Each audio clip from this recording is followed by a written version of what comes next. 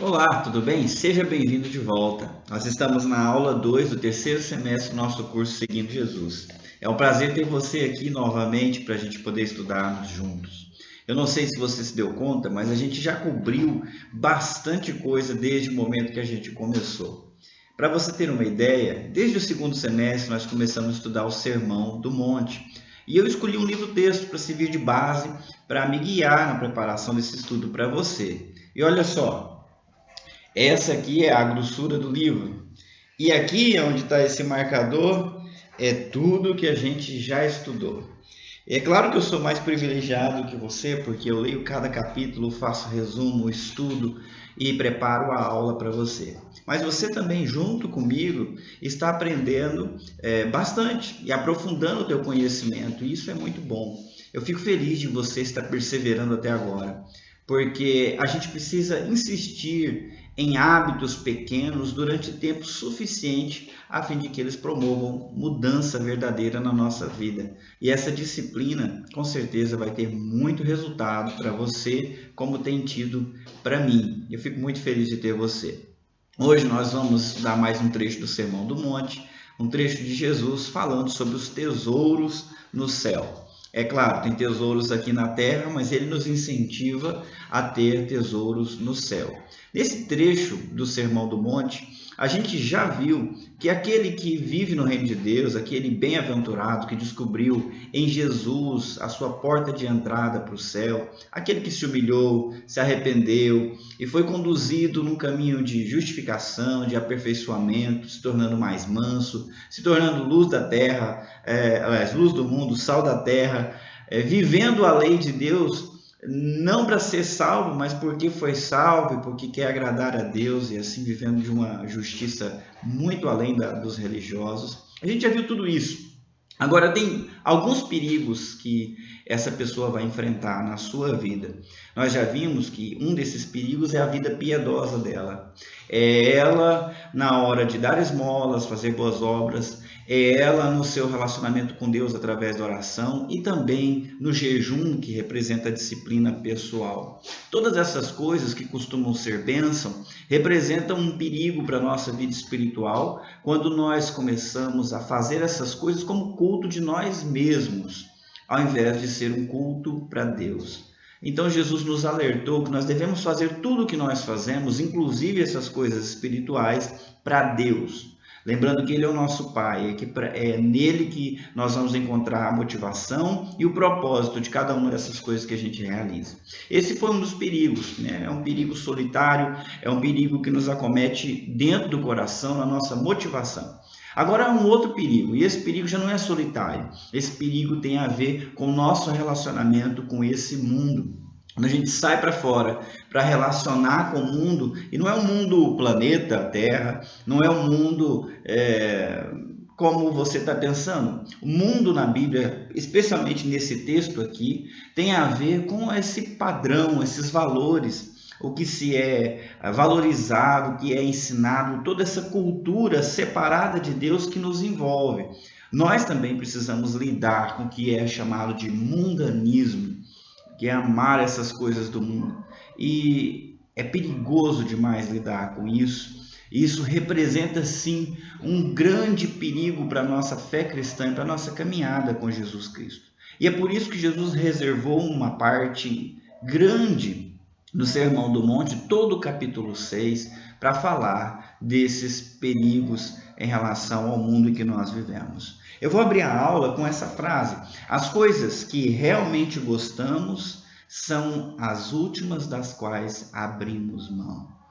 Às vezes a gente pensa que está bem, mas a gente precisa olhar para aquilo que a gente faz, aquilo que realmente é a nossa prática, como por exemplo, o que a gente não abre mão de jeito nenhum. Vamos falar um pouco sobre isso? Jesus já alertou sobre o culto de si mesmo, mas Jesus também nos alerta quanto ao perigo dos tesouros desse mundo. E ele nos alerta lá em Mateus capítulo 6, o texto dessa semana, versículo 19, dizendo: não ajuntem tesouros aqui na terra, onde as traças e a ferrugem os destroem, e onde ladrões arrombam casas e os furtam. Isso é o negativo, o que não é para fazer. Depois ele fala o que fazer, ele fala para a gente ajuntar tesouros no céu. Mas vamos começar com o negativo: não acumulem tesouros na terra. Ora, é engraçado que quando a gente lê isso, a gente pode pensar que Jesus é contra a riqueza, que Jesus tem uma antipatia natural contra os ricos. Mas isso não é uma realidade. Até porque aqui não está dizendo não acumulem dinheiro, está dizendo não acumulem tesouros. Então, não estamos falando de riqueza, estamos falando de tesouro. E é importante fazer a diferença disso, porque até um morador de rua tem os seus tesouros. Mesmo não tendo riqueza nenhuma, nenhum pertence que valha alguma coisa, ele tem tesouros que ele carrega e que ele protege. Então, Jesus faz uma diferença muito interessante que você deve entender. Não pense que esse texto não é para você porque você é pobre, afinal você não tem tais tesouros. Sim, você os tem e precisa avaliar se você tem buscado satisfação nas coisas desse mundo, sejam elas materiais ou não. Jesus nos alerta que é comum as pessoas buscarem total satisfação nas coisas aqui, fazendo delas o seu tesouro pessoal. E todo mundo elege os seus tesouros pessoais. Pode ser dinheiro, como é para muita gente, mas também pode ser um relacionamento, né? Um companheiro, uma companheira, os filhos. Pode ser até algo espiritual, como os dons, ou um cargo que você tem no seu trabalho, ou na igreja, a posição social. Qualquer coisa que comece e termine aqui mesmo nesse mundo pode se tornar um tesouro e nós podemos cair na tentação de acumular, de viver para ter mais disso que a gente entesoura no nosso coração. Ao invés da gente fazer isso, Jesus nos incentiva a acumular tesouros nos céus. Os filhos do reino devem usar todos os tesouros aqui da terra a fim de aumentar os seus tesouros lá na realidade última, aonde nós vamos viver com o nosso Senhor Jesus Cristo. Ora, talvez seja complicado para você entender isso, então eu vou compartilhar com você o Lucas capítulo 16, do versículo 1 ao 13. Especialmente no versículo 9, Jesus dá o seguinte conselho para as pessoas que estavam ouvindo. Esta é a lição: usem a riqueza deste mundo para fazer amigos. Assim, quando suas posses se extinguirem, eles os receberão num lar eterno. Quando eu li esse versículo pela primeira vez, no começo da minha juventude, eu fiquei muito confuso, até porque a versão que eu li naquela época fala: usem as riquezas desse mundo iníquo para fazerem amigos, e quando essas vos faltarem, eles vos receberão nos tabernáculos eternos. É muito complicado, né? E eu ficava imaginando, como assim eu vou usar as riquezas do mundo iníquo? Eu não conseguia entender. Para mim, estava falando de algum dinheiro que não era lícito, que era ilegal. Mas não, esse trecho que eu acabei de ler para vocês faz parte de uma parábola que Jesus contou, chamada a parábola do administrador astuto. E a parábola, em resumo, é o seguinte: um senhor, né, um homem rico, ele tinha um administrador que cuidava dos seus negócios. Porém, ele ouviu falar que esse cara era corrupto, que ele estava pegando dinheiro por trás, né, roubando o seu patrão rico. Então, ele chamou esse seu administrador e falou: o que é isso que eu estou ouvindo a teu respeito? É o seguinte: você se prepara, você vai prestar conta do seu trabalho, porque você vai ser despedido. Então, chamou ele, deu aviso prévio, e era isso que ia acontecer. Só que esse administrador pensou assim: poxa, e agora? Agora eu estou frito, porque eu não dou conta da vida dura, eu não vou conseguir trabalhar de sol a sol, eu não tenho quem me receba, eu não estou rico, eu preciso dar um jeito, porque se eu perder esse emprego, aí como é que eu vou fazer? Onde é que eu vou comer? Quem é que vai cuidar de mim? Então, o que ele fez? Ele saiu correndo, foi atrás daquelas pessoas que deviam para o seu patrão e perguntou: você deve quanto? Ah, é 1.000? Não, vamos aqui, eu vou te dar um desconto. Faça por 500, e pegou o dinheiro. E foi no outro, ele foi cobrando várias pessoas, dando desconto na dívida e acertando as contas.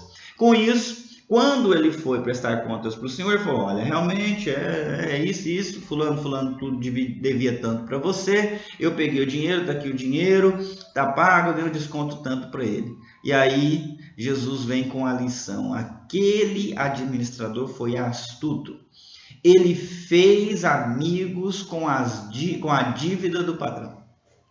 Olha só que esperto. Ele foi lá, ele fez o meio-campo, ele se mostrou social, ele se mostrou generoso com o dinheiro do patrão dele. E com isso ele fez amigos que vão recebê-lo depois nas suas casas, que inclusive pode dar emprego para ele, porque gostaram do que ele fez, do desconto que ele deu. E aí Jesus usa essa parábola torta para nos ensinar algo muito reto.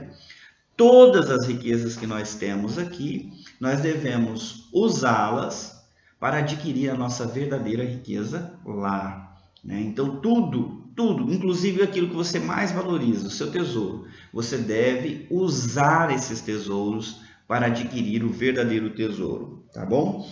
Eu gosto demais desse trecho, há muito que se aprender aqui, mas algumas lições nós devemos aprender para conseguir colocar isso em prática. Para a gente conseguir viver, a gente precisa primeiro mudar a maneira da gente pensar. E é importante que você não encare a sua vida de maneira diferente do que a Bíblia ensina a encarar. E ela nos ensina a enxergar a nossa caminhada aqui como se nós fôssemos peregrinos. A palavra peregrino, não sei se você conhece, mas ela significa viajante. É alguém que está de passagem por algum lugar. E de fato, nós não somos desse mundo. Jesus disse na sua oração que eles não são do mundo, como eu também não sou. Nós que somos discípulos de Jesus pertencemos a outra realidade e a outro reino. Mas vivemos aqui. Temos uma missão para cumprir aqui, uma jornada para completar. E o que nós não podemos fazer é achar que somos daqui e procurar satisfação em todas as coisas que nos são oferecidas aqui, por melhores que elas sejam.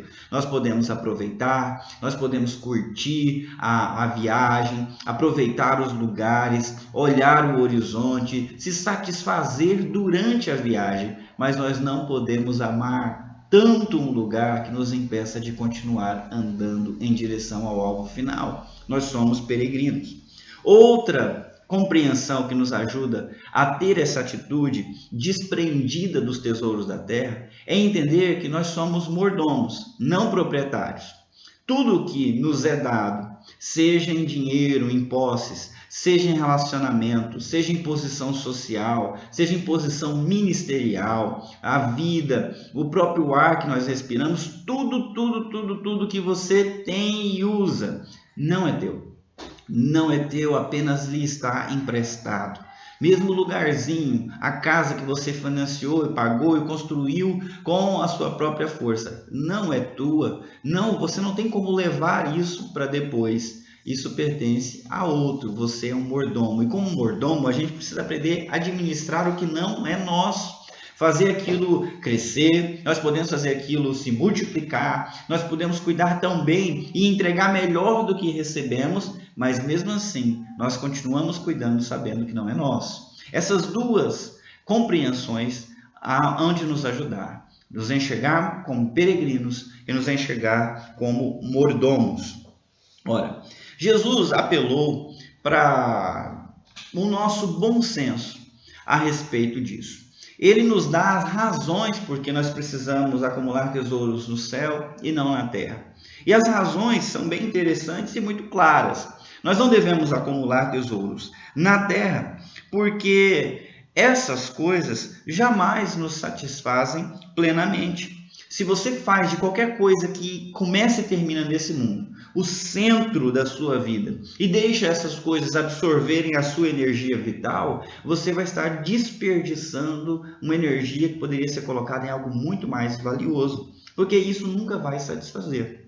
Qualquer pessoa, mesmo uma pessoa mais rica, que tenha conquistado os seus sonhos, parece que está sempre querendo mais. Ela consegue o que ela quis, aquilo lhe traz alguma satisfação, mas daqui a pouco ela se cansa daquilo, né? As coisas que a gente tem aqui, elas trazem algum cansaço.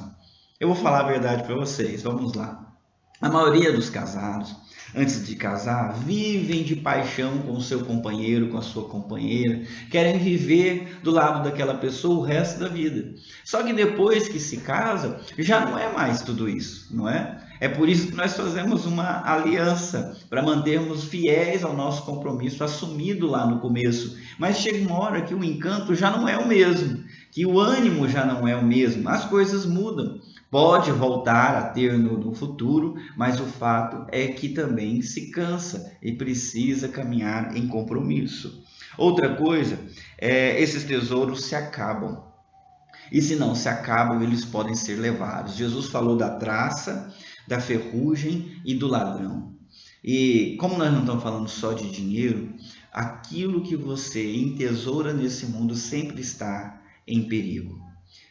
Se não é um ladrão que rouba, então é uma crise econômica que rouba, é uma crise conjugal que rouba, uma doença rouba, você é mandado do emprego e aí você é mandado embora do emprego e você perde tudo.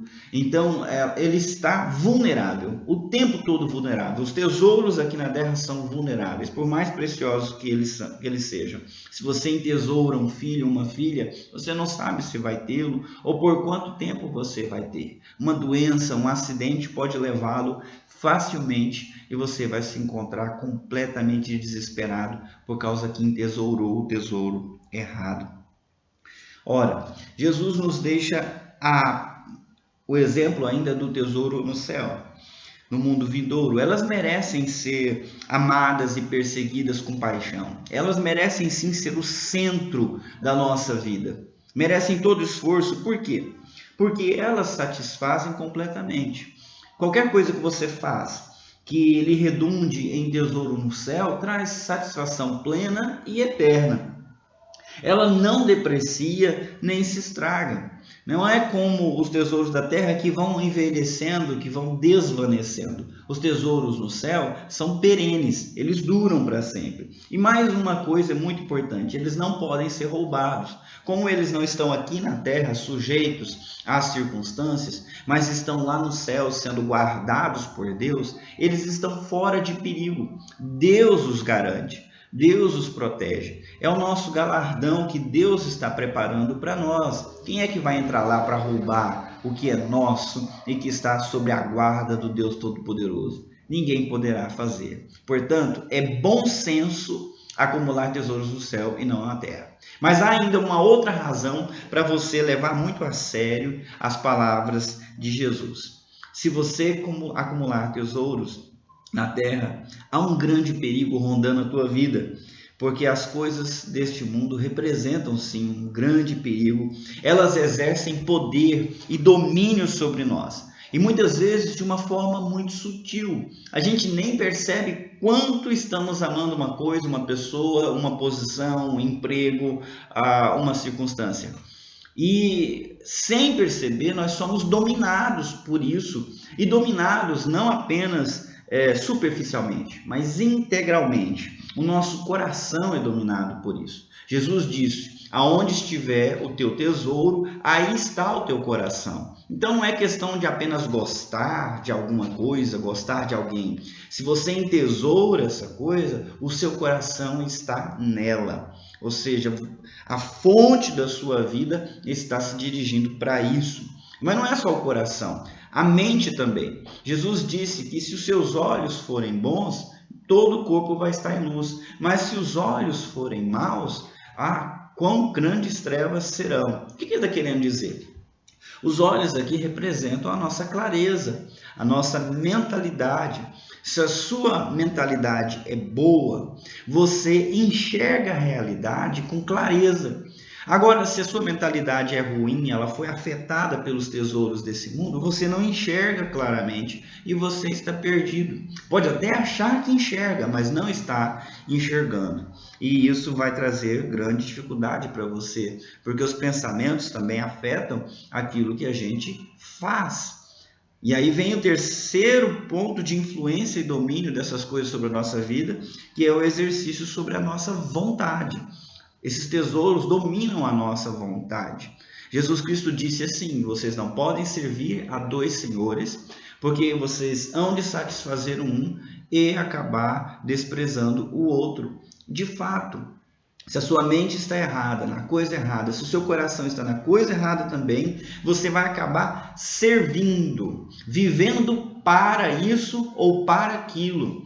E se você foi chamado para viver para Deus, para viver em Jesus, mas vive por outra coisa, fatalmente você vai desprezar um desses coisas, e geralmente é Jesus e o seu reino. Então, os tesouros da terra dominam a pessoa e dominam ela por inteiro. O versículo dessa semana que eu quero que você decore, espero que até essa altura você já tenha repetido algumas vezes, Mateus 6, 21. Repetindo, Mateus 6, 21. Pois onde estiver o seu tesouro, aí também estará o seu coração. Essa semana você recebeu uma tarefa especial e eu quero que você coloque em prática. Ela é profunda e muito importante. A tarefa é descobrir aonde está o seu tesouro. E para você fazer isso, eu preparei duas perguntas, tá? E uma delas tem a ver com o que você sente. O que mexe inevitavelmente com os seus sentimentos? Quando a gente pega os nossos sentimentos, tanto de alegria quanto de tristeza, aquilo que nos satisfaz como aquilo que nos irrita, se você se aprofundar no porquê você está sentindo aquilo, você vai encontrar um tesouro em perigo, um tesouro que está sendo ameaçado. E é esse tesouro que você deve avaliar se ele é passageiro, mundano ou se ele é eterno. É claro que nós não temos que estar tristes, preocupados com os nossos tesouros no céu. Então, se esses sentimentos nocivos estão tomando parte da sua vida, provavelmente é um tesouro mundano. Agora, uma outra pergunta para te ajudar. Se você tiver que abrir mão de tudo, qual é a última coisa que você gostaria de perder? Não gostaria de perder? Essa pergunta talvez eu poderia até expressar um pouco melhor do que está aqui. Mas o que é que você não quer ficar sem? Não quer deixar de lado? Às vezes a gente pensa, tem uma coisa muito grande, mas pode ser uma coisa pequena. Vou dar o exemplo do celular, porque costuma ser um drama muito comum por aí. Às vezes chega um amigo, chega um companheiro e diz para você, você está ficando tempo demais nisso, vai fazer mal. E você, ao invés de valorizar esse conselho de alguém que te ama, que está tendo a coragem de te dar um bom conselho, você se sente irritado com ele. Você começa a dizer para si, quem que ele é para falar isso? Eu não estou tanto assim. Está querendo tirar as coisas, agora não tem liberdade de fazer mais nada e tal. E você reage de maneira desproporcional a um conselho que é, assim, muito bom. Então, se isso está acontecendo, você acaba de descobrir um tesouro, ok? Algo que você não quer perder e não gostou de alguém que está tentando tirar de você. É o seu tesouro. Descubra qual é o teu tesouro e se ele é mundano, dê um jeito de destroná-lo do teu coração. Use essas coisas, mas não deixe que essas coisas usem você. Seja você aquele que as domina e não elas dominando você. E a melhor forma de fazer isso é usar essas coisas para a glória e para o agrado de Deus. Dê um jeito. E se não for possível usar essa coisa para a glória e para o agrado de Deus, de fato, ela não deveria fazer parte da sua vida. Você teve várias leituras essa semana, incluindo esse texto que eu citei rapidamente, mas também a leitura de 1 Timóteo 6, 17 e 19, onde Paulo ensina Timóteo a ensinar os ricos a serem ricos em generosidade, usando os seus bens para fazer o que era bom e assim ajuntar tesouros na onde? No céu. Atos 8, 18 a 23, a gente conheceu a história de Simão, um convertido na cidade de Samaria, que antes de se converter a Jesus Cristo, era um feiticeiro, um enganador das pessoas, conhecido como o grande poder. O cara, ele se achava. E quando ele viu Filipe pregando, realizando milagres, ele creu em Jesus, foi batizado e começou a seguir Filipe por todo lado. Pedro e João foram visitar a igreja recém-formada lá em Samaria, e sobre quem eles colocavam a mão, a pessoa recebia o Espírito Santo. Esse cara, Simão, ficou impressionado e ofereceu dinheiro para Pedro e para João, pensando, vocês podem me dar esse poder para que eu também consiga fazer isso aí, colocar a mão sobre uma pessoa e ele receber esse poder aí? E aí Pedro repreendeu severamente, dizendo que ele não tinha parte naquele ministério, que ele estava cheio de amargura e de pecado no coração. Por que, meus queridos? Por que Pedro agiu tão severamente? É fácil agora você perceber. Simão estava querendo comprar o poder do Espírito. Simão tinha elegido um novo tesouro para o seu coração. E esse tesouro que ele queria comprar, adquirir, não era assim. Não é assim que se faz. Muita gente tem pelo seu chamado, tem pelo seu ministério, tem pela sua personalidade, ou até pela sua espiritualidade, uma estima absurda, uma estima que foge o que é normal e acaba virando um tesouro terreno, um tesouro aqui na terra, mundano, que toma o coração numa proporção muito além do que é saudável. Tome cuidado com isso. Fica o exemplo de Simão para você. Também eu coloquei para você Mateus 6, 24, falando dos dois senhores, você só pode servir a um ou ao outro. Você deve fazer o exercício, porque quando o grupo se reunir, a pergunta que vai vir logo no segundo movimento é se você conseguiu realizar a tarefa de sondar o teu coração. Meu conselho é que você reserve alguns minutos para isso. Você pense sobre 24 horas do seu dia, o que te deixou feliz, o que te deixou irritado, e descubra o que foi, a fim de encontrar esses tesouros. E também pense naquilo que você não gosta de ficar sem, naquilo que você não gostaria de perder. Depois eu quero que você venha preparado para responder para as pessoas do seu grupo o que pode ser um tesouro desse mundo. Não só coisas materiais, mas qualquer coisa. Traga uma lista, ou pense pelo menos em várias coisas para vocês terem uma lista bastante ampla a respeito do que pode ser um tesouro no mundo. E depois imagine o que pode ser um tesouro no céu. Se você quiser uma dica, Lucas 16, de 1 a 13, tem uma boa ideia. O texto que você leu de Timóteo também ajuda a entender o que é ter tesouro no céu. O que fazemos é resultado do que pensamos. Portanto, o que irá determinar nossas vidas e o exercício das nossas vontades é o que pensamos. Isso, por sua vez, é determinado por onde está nosso tesouro, por onde está o nosso coração.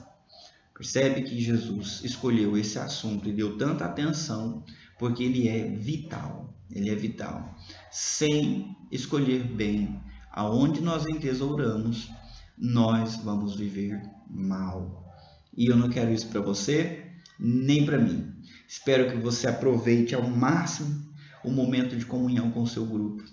Pense, reflita, orem uns pelos outros e vá corrigindo a sua conduta dia após dia. O Senhor Jesus é contigo e vai te fortalecer para você ser como Ele quer que você seja. Que Deus te abençoe. Até!